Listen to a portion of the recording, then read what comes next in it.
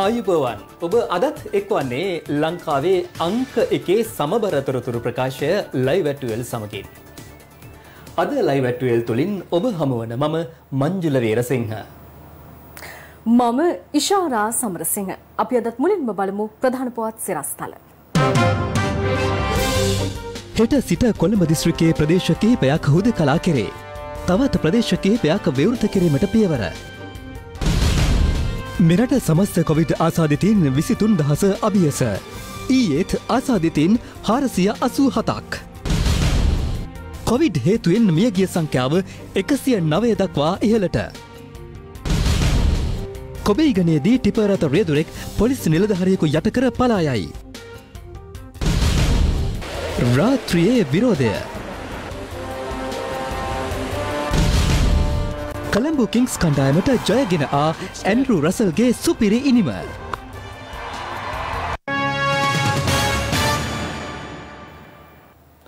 ඉල් පුර පසළොස්වක පොහොය අදයි. මෛත්‍රී බෝධිසත්වයන් නියත විවරණ ලැබීම, ප්‍රථම ධර්මදූත සැටනම ධර්ම ප්‍රචාරයේ යෙදවීම, තුන්බෑ ජටිලයන් දමනය කිරීම ඇතුළු ශාසනික වශයෙන් වැදගත් සිදුවීම් රැසක් අද වැනි දිනක සිදු වූ බව ශාසන ඉතිහාසයේ සඳහන් වනවා. බරණැස ඉසිපතනාරාමේ වස් කාලය ගත කිරීමෙන් අනතුරුව වස් පවාරණය කළ ගෞතම බුදුරජාණන් වහන්සේ මහරහතුන් 69ක් අමතා ලෝවැසියන්ගේ හිතසුව පිණිස ධර්මදූත සේවාව වෙනුවෙන් පිටත් කරහන්න ලද්දේ අදවැනි ඉල්පුර පොහෝ දිනකයි. එවකට උරුවෙල් කාශ්‍යප, නදී කාශ්‍යප හා ගයා කාශ්‍යප යන තුන්බෑ ජට්ලයින් නීරංජනා නදිය අසබඩ ආරාමයක් කරවා තපස්දම් රකිමින් කල්ගත කළා.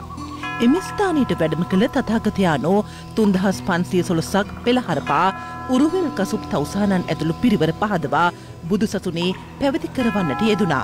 වස් පවාරණයෙන් බුදුරජාණන් වහන්සේ සැවැත් නුවර ජේතවනාරාමයට වැඩම කළ කල්හි උන්වහන්සේ වෙත පැමිණි ධර්ම සේනාධිපති සාරිපුත්ත අග්‍රශ්‍රාවකයාණෝ තමන් වහන්සේ ආයු සංස්කාරය අතහරින ලදැයි වදාළේද අදවැනි පොහෝ දිනකයි. එමෙන්ම මතු බුදුවනු වස් මෛත්‍රී බෝසතාණෝ නියත විවරණ ලබාගත්තේද අදවන් දිනකදී වන අතර මෙම පොහොය කටන චීවර පූජාව කළ හැකි අවසන් දිනය වීම නිසාද වැදගත් වනවා. ස්වර්ණවාහිනිය අද ඉල් පොහොය වෙනුවෙන් අමාදහර ආගමික වැඩසටහන ගෙන ආවේ පැපලියාන සුනිත්‍රාදේවි පිරිවෙන් මහා විහාරස්ථානයේ සිටයි. උදෑසන 8 සිල් හා බුද්ධ වන්දනාවෙන් අනතුරුව තරුණ සිතට බුදු සිසිල වැඩසටහන අද දිනේදී ගෙන එනු ලැබුවේ පූජ්‍ය පඬුවස්නුවර ධම්මා සංඝමිත්තා මෙහෙණින් වහන්සේගේ මෙහෙයවීමෙන්. ඉන් අනතුරුව පැවති අමාදහර දහම් සභාව සඳහා මෙවරත් පූජ්‍ය දොඩම්පහළ රාහුල ස්වාමින් වහන්සේ, මහාචාර්ය පූජ්‍ය මෙදකුඩ අභයතිස්ස ස්වාමින් වහන්සේ සමගින් ජ්‍යෙෂ්ඨ කතිකාචාර්ය අත්තනායක එම් හේරත් මහතා සහභාගී වුණා. සුපුරුදු පරිදි අද දිනේදී පස්වරු 1 සිට පස්වරු 2 දක්වා යුගාසන කාව්‍ය බණ ධර්ම දේශනය ඔබ වෙත ගෙනීමටත් ස්වර්ණවාහිනිය කටයුතු සූදානම් කර තිබෙනවා. මනුසත්වකට සෙත් පතා පුනර්ජීව ආශිර්වාද සෙත් ශාන්තිය අද පස්වරු 5ට පූජ්‍ය දීගල පියදස්ස හිමියන්ගේ වැඩමවීමෙන් සිදු කිරීමටද නියමිතයි.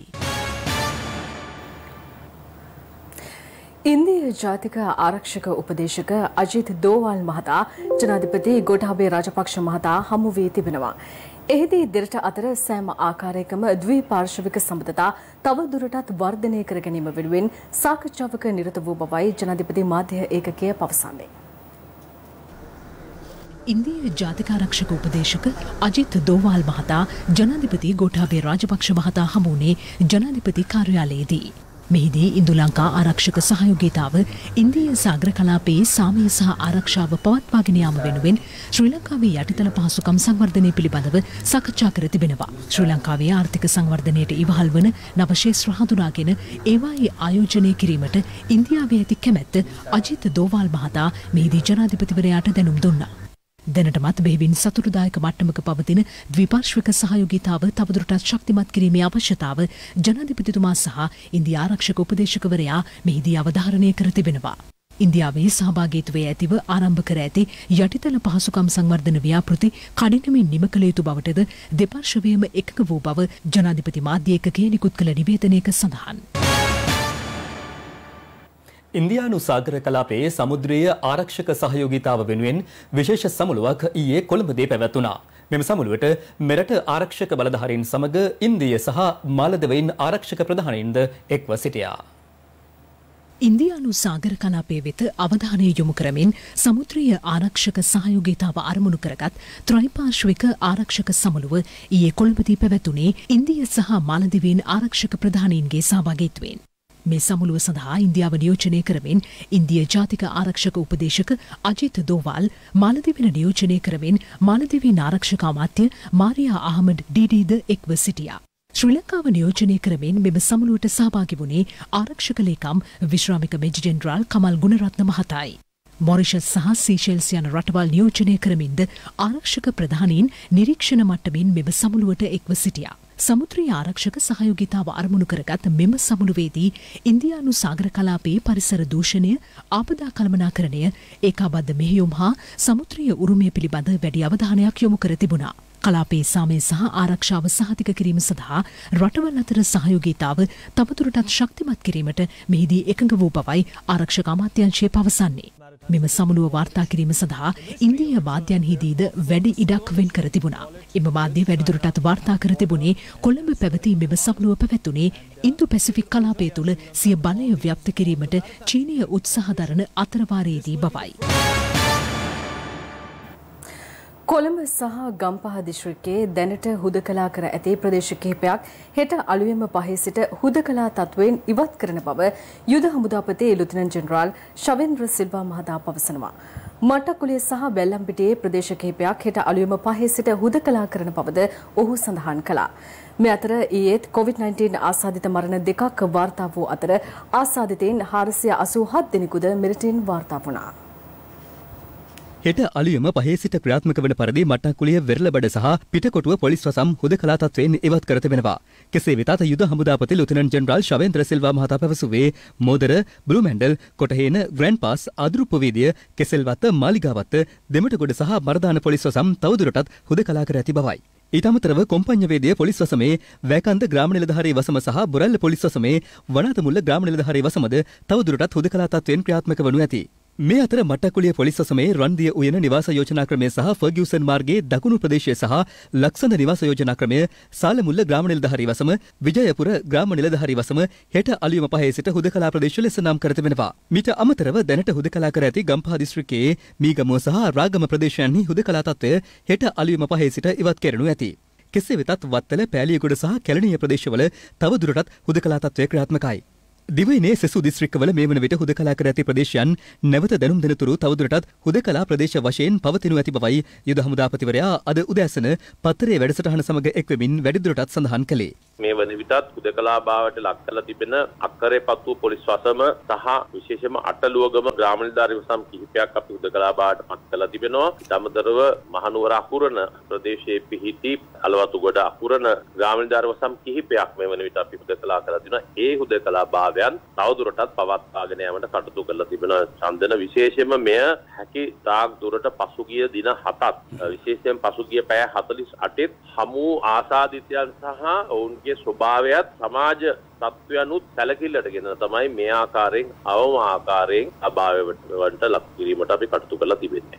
මේ අතර COVID-19 ආසාදිත තවත් මරණ දෙකක් ඊයේ වාර්තා වීමත් සමග මෙරට සිදු වූ සමස්ත COVID-19 ආසාදිත මරණ සංඛ්‍යාව 109 දක්වා ඉහළ ගියා. ඊයේ වාර්තා වූ මරණ දෙකම සිදුව තිබුණේ කොළඹ දිස්ත්‍රික්කයෙන්. කොළඹ 2 පදිංචි 76 හැවිරිදි පුද්ගලයෙකු කොළඹ ජාතික රෝහලට ඇතුළත් කරන අවස්ථාවේ මියගොස් සිටි අතර ඔහුගේ මරණයට හේතුව ලෙස දැක්වුණේ අධික රුධිර පීඩනය සමග COVID-19 ආසාදනය නිසා උග්‍ර වූ නිදන්ගත වකුගඩු රෝගයක්. කොළඹ 8 ප්‍රදේශයේ 96 හැවිරිදි කාන්තාවක්ද නිවසේදීම මියගොස් ඇති අතර ඇදුම රෝගය සමග ඇති වූ COVID-19 නියුමෝනියාව ඇගේ මරණයට හේතුව ලෙස දැක්වුණා.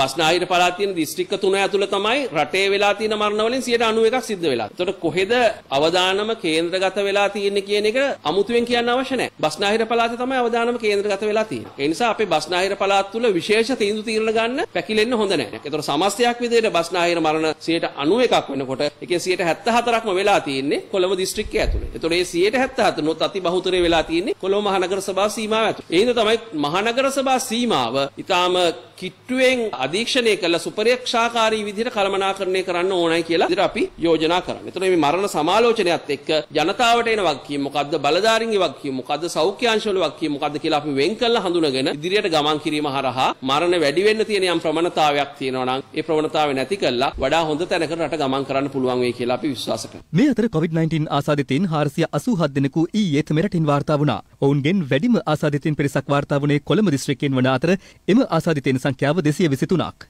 ගම්පහ දිස්ත්‍රික්කයෙන් ආසාදිතයින් 78 දෙනෙකු වාර්තා වී ඇති අතර මහනුවර දිස්ත්‍රික්කයෙන් ආසාදිතයින් 15 දෙනෙකු වාර්තා වී තිබෙනවා.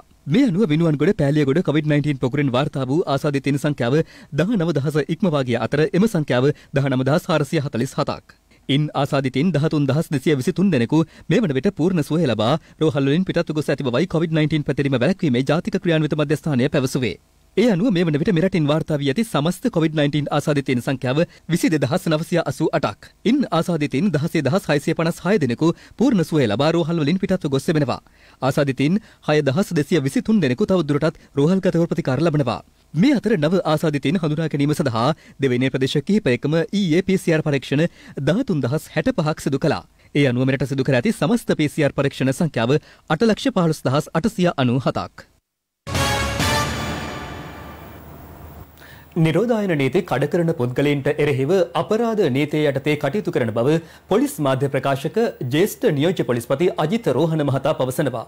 ඔහු සඳහන් කළේ බණ්ඩාරගම අටලුගම ප්‍රදේශයේ පුද්ගලයන් PCR පරීක්ෂණ මගහරින බවට ලැබුණු තොරතුරු අනුව මේ පියවර ගන්නා බවයි.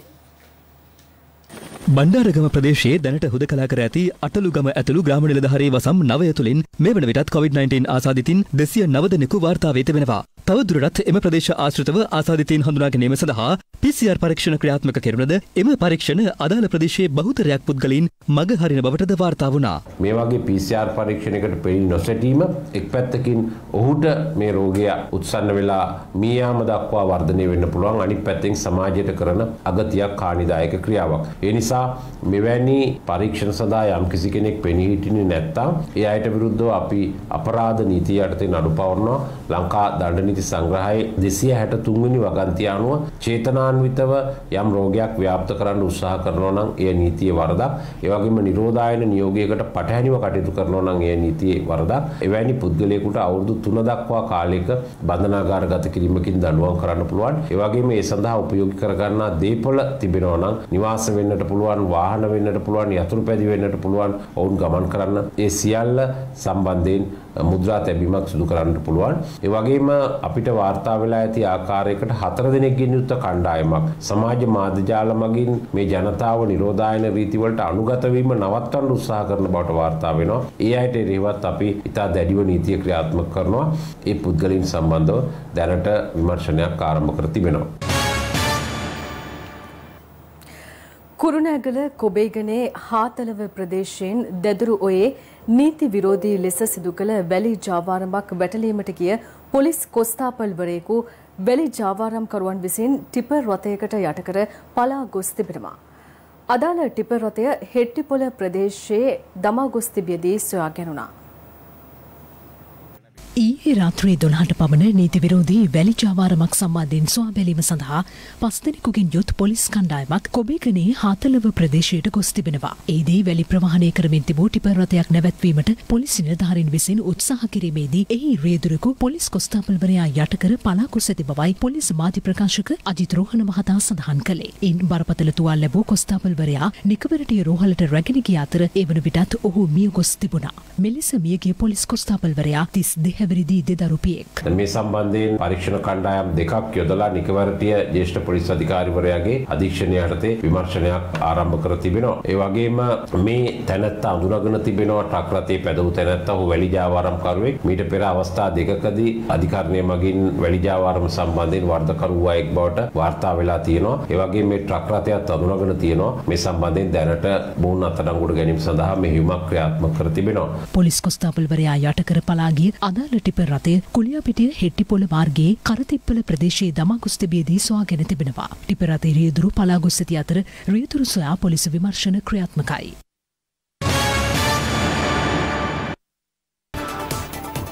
දැන් තවත් දේශීය පුවත් කිහිපයක්.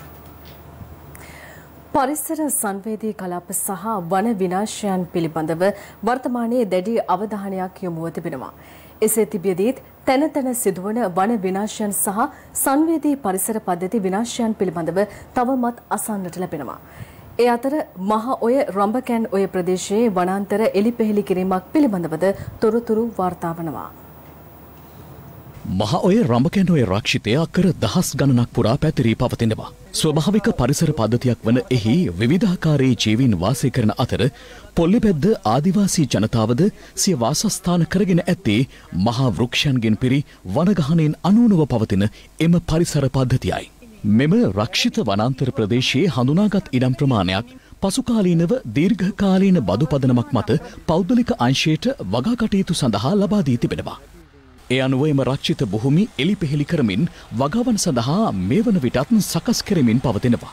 රඹකැන්නෝය රක්ෂිතය රඹකැන්නෝය ජල පෝෂක ප්‍රදේශය කොම්පැනි වලට විකුණලා තියෙනවා. මේ ප්‍රදේශයේ මේ වගකීම ගන්න ඕන නිලධාරි වැරදි බිම් කොටසක් තමයි මේ අනුමත කරලා කොම්පැනි වලට විකුණලා තියෙන්නේ. කෙසේ වෙතත් පරම්පරා ගණනාවක සිට එහි වෙසෙන ආදිවාසීන් දැඩි කම්පනයකට පත්ව ඇත්තේ වන විනාශය හේතුවෙන් තමන්ගේ වාසස්ථාන මෙන්ම ජල පෝෂකයන්ද අපවිත්‍ර වීම නිසායි. රඹකැන්නෝය ජලාශයේ වතුර බොන්නේ අපේ ජනතාව. මේක ලිඳකට වැඩිය පිරිසුදු ජලයක් තියෙන වැවක්. ඒ වැව තියෙන්නේ පහළ. නමුත් වැවෙන් උඩ තියෙන රක්ෂිතයේ සම්පූර්ණ ඩෝසර කෙල්ල විනාශ කරන ඉරුඟු හිට වෙනවා, කුරක්කම් වපුරනවා කියලා කියනවා. හැබැයි මේ බෙහෙත් පොර ගහනේවා සේරම ගලන්නේ අලපාරවල් ඔක්කොම තියෙන රඹකැන්නෝයට. රඹකැන් ඔය ජලපෝෂක ප්‍රදේශයේ සිදුවන ඉඩම් මංකොල්ලයන් පිළිබඳව ප්‍රදේශවාසී ජනතාව කලෙක පටන් හඬ නගන අතර ඔවුන්ගේ විරෝධතාවයන් පළ කරන පුවරුද මෙසේ රඹකැන් ඔය අසල ප්‍රදර්ශනය කොට තිබෙනවා. රඹකැන්නෝ ජලාශයේ ජලපෝෂක ප්‍රදේශයේ අක්‍ර 6000ක විතර ප්‍රමාණයක් කොම්පැනි වලට දෙමින් විනාශ කරමින් තිබෙනවා. මේ විනාශය නතර කරන්න පරිසරයට සංවේදී සියලුම මිනිසුන්ගෙන් අපි ඉල්ලා සිටිනවා මේ ගොවි සංවිධාන සහ ගොවියෝ කරගෙන යන මේ සටනට අනිවාර්යයෙන්ම සහයෝගය දක්වන ලෙස අපි සියලුම දෙනාගෙන් රටවැසි ජනතාවගෙන් ඉල්ලා සිටිනවා මේ ප්‍රදේශය රැකලා දෙන්න කියලා. කෙසේ වෙතත් ලබා දුන් සීමාවන් ඉක්මවා වනාන්තර විනාශය සිදුවන බවට වන චෝදනා සම්බන්ධයෙන් මහවැලි නේවාසික ව්‍යාපෘති කළමනාකාර එච්.එම්. විජේරත්න මහතාගෙන් කළ විමසීමකදී ඔහු පවසා ඇත්තේ රඹකැන් ඔය ජලාශයේ ඉස්මත්තේ ගිරිඋල්ල ඇල ආශ්‍රිත වනගත ප්‍රදේශයේ සිදු කරමින් පවතින වනාන්තර එලිපෙහෙලි කිරීමක් පසුගිය 14 වෙනිදා තමන් ඇතුළු කණ්ඩායම විසින් නතර කිරීමට කටයුතු කළ බවයි. COVID-19 වෛරසය හමුවේ රට තුළ පවත්නා තත්ත්වය තුළ රුවන්වැලි මහසෑය ඇතුළු 8ම ස්ථානය වැඳ පුදා ගැනීම සඳහා පැමිණෙන බැතිමතුන්ගේ අඩුවක් දැකගත හැකියි. මේ සමග රුවන්වැලි සෑය ඇතුළු වන්දනාමාන කරන ස්ථාන රැසක් තුළම සුනකයින් නිරතුරුව සැරිසැරීම නිසා පැමිණෙන බැතිමතුන්ට විවිධ පීඩාවන්ට මුහුණ දීමට සිදුවන බව නුවර කලාවියේ ප්‍රධාන සංවිධායක රුවන්වැලි චෛත්‍යාරාමාධිකාරී පූජ්‍ය පල්ලේගම හේමරතන හිමියන් පවසනවා.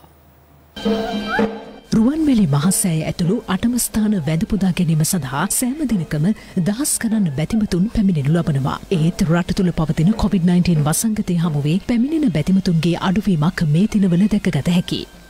බැතිමතුන්ගේ පැමිණීම අඩුවීම හේතුවෙන් බොහෝ ස්ථානවල සුනකයින් බහුල වශයෙන් දැකගත හැකියි.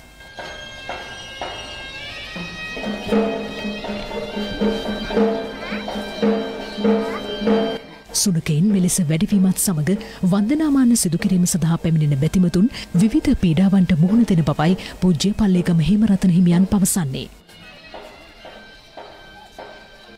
සදහැවතුන්ගෙන් අපට ලැබෙන දෝෂාරෝපණ වැඩි වෙලා තියෙන විශේෂයෙන් කුඩා ළමුන්ට මේ වෙනකොට කීප වතාවක්ම මේ සුනකයන්ගේ සපා කෑම නිසා ඔවුන්ට වෛද්‍ය ප්‍රතිකාර ගන්න වෙලා තියෙනවා.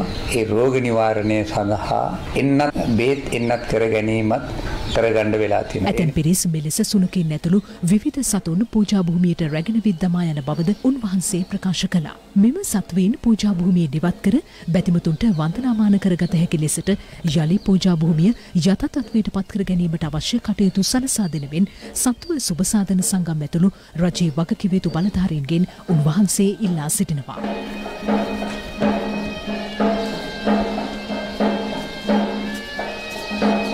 වන්දනාකරුවන්ගේ පැමිණීම අඩුවීමත් එක්ක තැන් තැන්වල හිටිය සුනකයන් මේ පූජනීය ස්ථාන වටාම එක්රොක් වෙලා පරිසරය අපවිත්‍ර කරනවා වගේම වන්දනාකරුවන්ට බැතිමතුන්ට යම් යම් හිරිහැර වෙන අවස්ථාවකට දැන් පැමිණලා තියෙනවා.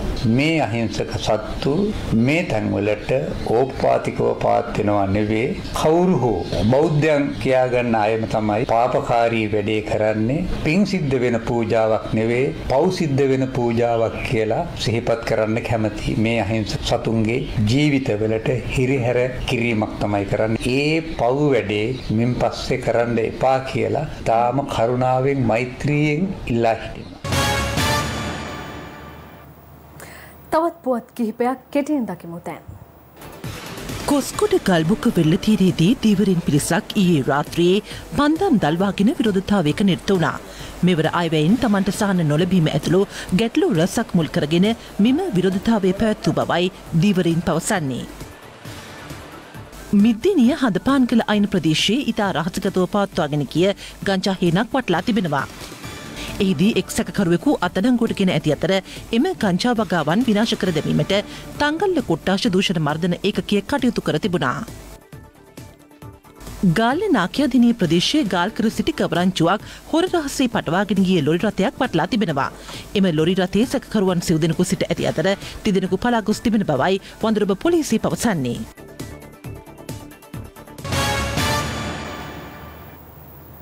ස්වර්ණ ශ්‍රී සත්කාරය තුළින් මෙරට සුවවිරුවන් වෙනුවෙන් දෙවන්ත ව්‍යාපෘතියක් ක්‍රියාත්මක කරන්නට අප කටයුතු කළා. ඒ අනුව COVID-19 වසංගතයට එරෙහිව අපේ ජනතාව ආරක්ෂා කරන සුවවිරුවන්ගේ පොලිස් තහන විෂබීජ හරණයට ලක් කිරීමේ තවත් මෙහෙවරක් අද පැවැත්වුණා. මේ නව ව්‍යාපෘතිය තුළින් ස්වර්ණ ශ්‍රී සත්කාරය හරහා කොළඹ සිට ගාල්ල දක්වා වූ පොලිස්ථාන සියල්ල විස බීජ හරණයට ලක් කිරීමට ස්වර්ණ ශ්‍රී සත්කාරය තුළින් අප කටයුතු කරනවා. ඒ අනුව කොළඹ සිට ගමන් ආරම්භ කළ ස්වර්ණ ශ්‍රී සත්කාර වැඩසටහනේ එක් කණ්ඩායමක් අඟුලාන පොලිස්ථානය වෙත පැමිණියා.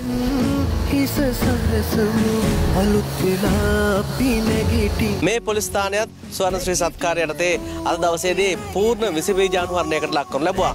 ශාන්ත ජෝන් ගිලනත සේවයේ අපේ හිතවතුන් අපිට මෙවරත් මේ කටයුත්ත වෙනුවෙන් ස්වර්ණ ශ්‍රී සත්කාර වෙන තමන්ගේ පූර්ණ සහයෝගය සංවිධාන ශක්තිය ලබා දුන්නා. ගාල්ලෙන් ආරම්භ කළ අනෙක් කණ්ඩායම ළඟා වුණේ ගාල්ල නියෝජ්‍ය පොලිස්පති කාර්යාලය වෙතයි.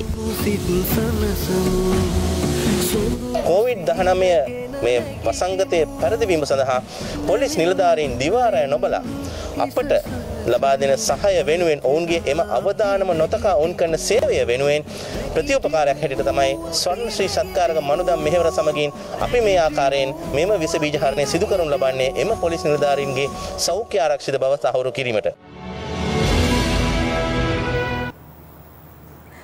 ත්‍රස්ත ක්‍රියාවන්ට අදාළ අත්අඩංගුවට ගන්නා සැකකරුවන්ට රැඳවුම් නියෝග නිකුත් කිරීමේ ඵලය අධිකරණයේ අභිමතය අනුවනුව නියෝජ්‍ය පොලිස්පතිවරයා හරහා සිදු කළ යුතු බවට පොලිස් මාධ්‍ය ප්‍රකාශක නියෝජ්‍ය පොලිස්පති අජිත් රෝහණ මහතා යෝජනා කරනවා.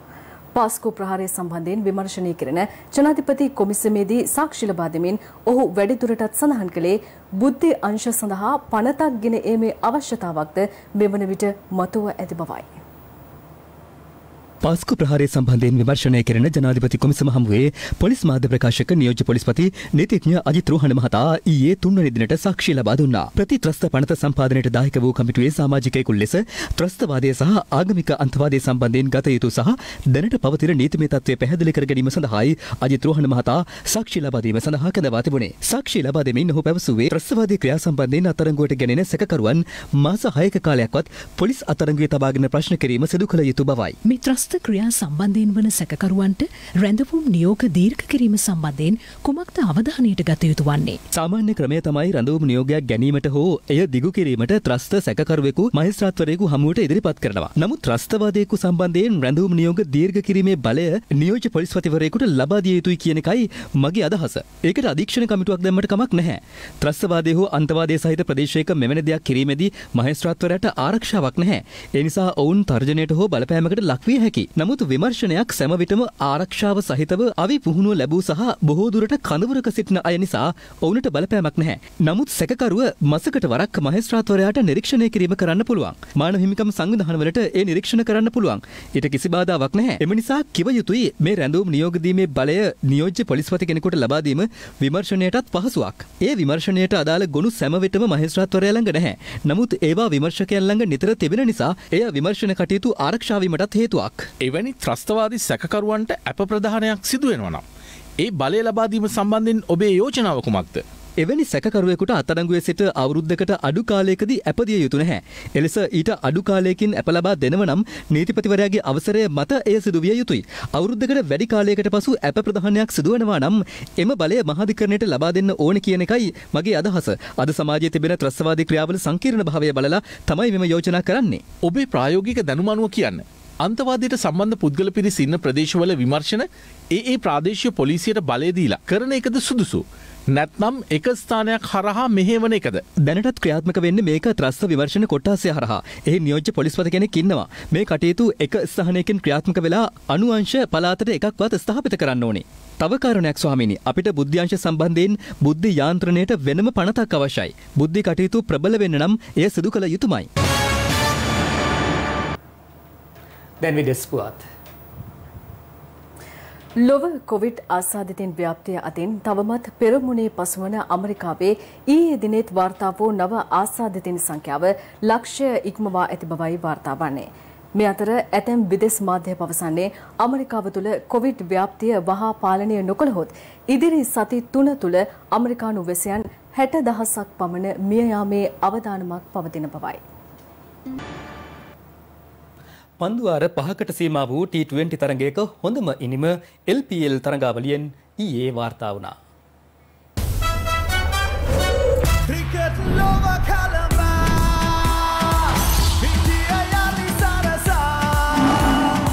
LPL තරගාවලියේ සිවුම් තරගය කොලම්බෝ කිංස් කණ්ඩායම සහ ගෝල් ග්ලැඩියේටර්ස් කණ්ඩායම අතර ඊයේ පැවැතුණා. වර්ෂාව හේතුවෙන් පැය 3කට අධික කාලයක් ප්‍රමාද වී ආරම්භ කෙරුණු තරගය එක් කණ්ඩායමකට පන්දුවාර 5කට පමණක් සීමා වුණා. තරගයේ කාසිය වාසී දිනු ගෝල් ග්ලැඩියේටර්ස් නායක ෂාහිද් අෆ්රිඩි පළමුවෙන් පන්දුවට පහර දීමට ඇන්ජලෝ මැතිව්ස් නායකත්වයේ දරන කොලම්බෝ කිංස් කණ්ඩායමට ආරාධනා කළා. ඒ අනුව පිටියට පිවිසියේ අන්ඩ්‍රේ රසල් සමගින් තික්ෂිල ද සිල්වා. මොහමඩ් ආමිරියා වූ තරගයේ පළමු පන්දුවාරයේදීම අන්ඩ්‍රේ රසල් ලකුණු 26ක් රැස් කරන්නට සමත් වුණා. And he goes again. Bat on ball and it flies all the way for a six. දෙවන පන්දුවාරයේ යැවූ අසිත ප්‍රනාන්දු තික්ෂිල ද සිල්වා ලකුණු ලබා ගැනීමට පෙර ක්‍රීඩාකාරයට යැවීමට සමත් වුණා. And taken. අනතුරුව පිටියට එක් වූ ලෝරි එවන්ස් අන්ඩ්‍රේ රසල් සමගින් එක්ව දෙවන පන්දුවාරයේදී තවත් ලකුණු 26ක් රැස් කළා. Flat batted it. Goes straight. And goes long. කෙසේ වෙතත් වේගවත් ඉනිමක් දියත් කරමින් සිටි මෙම පිතිකරු දෙපළට තෙවැනි පන්දුවාරයේදී මොහමඩ් ශිරාස් ලබා දුන්නේ ලකුණු 11ක් පමණයි. තරගයේ සිව්වෙනි පන්දුවාරයේ යැවූ මොහමඩ් ආමීර් නැවතත් දැඩි ප්‍රහාරයකට ලක් වූ අතර ඔහු තම පන්දුවාර දෙක තුළ ලකුණු 46ක් ලබා දී තිබුණා. ඒ අනුව T20 තරගයක ඉනිමකට පන්දුවාර 5ක් පමණක් සීමා වූ තරගයකදී රැස් කළ ඉහළම ලකුණු සංඛ්‍යාව වාර්තා කරන්නට කොලම්බෝ කිංස් කණ්ඩායම ඊයේ සමත් වුණා. අන්ඩ්‍රේ රසල් පන්දු 14කදී තම අර්ධ ශතකයේ වාර්තා කළ අතර ඔහු පන්දු 19කට මුහුණ දෙමින් ලකුණු 65ක් රැස් කළා. ඊට අමතරව ලෝරි එවන්ස් පන්දු 10කදී ලකුණු 21ක් රැස් කළා. ඒ අනුව ලකුණු 97ක ඉලක්කයක් හඹා යාමට පිටියට පිවිසි ගෝල් ග්ලැඩියේටර්ස් ආරම්භක පිතිකරු යුගලයේ වූයේ ධනුෂ්ක ගුණතිලක සහ හස්රතුල්ලා සසායි. ඔවුන් දෙදෙනා එක්ව පළමු පන්දුවාර දෙක තුළ සාර්ථක ආරම්භයක් ලබාගත්තද අශාන් ප්‍රියංජන් යවූ දෙවැනි පන්දුවාරයේදී එක් කටුණක් දෙවී රැස් කර ගැනීමට හැකි වුණේ එක් ලකුණක් පමණයි. A lot of fun with that. That's leg side. Hit the. And he's picked up a wicket. That is an extraordinary over. ඒ අනුව ගෝල් ග්ලැඩියේටර්ස් කණ්ඩායමට නියමිත පන්දුවාර 5 තුළදී කඩලු දෙකක් දෙවී රැස් කර ගැනීමට හැකි වුණේ ලකුණු 62ක් පමණයි. එහිදී ධනුෂ්ක ගුණතිලක පන්දු 15කදී ලකුණු 30ක් රැස් කළා. පන්දු යැවීමේදී අශාන් ප්‍රියංජන් සහ කයිස් අහමඩ් අතරේ එක් කඩුල්ල බැගින් බෙදී ගියා. තරගයේ වීරයා වේගවත් ලකුණු 65ක් රැස් කළ අන්ඩ්‍රේ රසල්ට හිමි වුණා.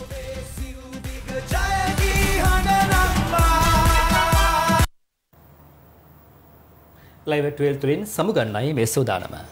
Live at SMS සේවාව තිරේ දිස්වන ආකාරයට ඔබට සක්‍රිය කරගත හැකි. උණුසුම් පුවත් දැනගැනීම සඳහා www.live@8.lk වෙබ් අඩවියට පිවිසෙන්න. සුබ දවසක්.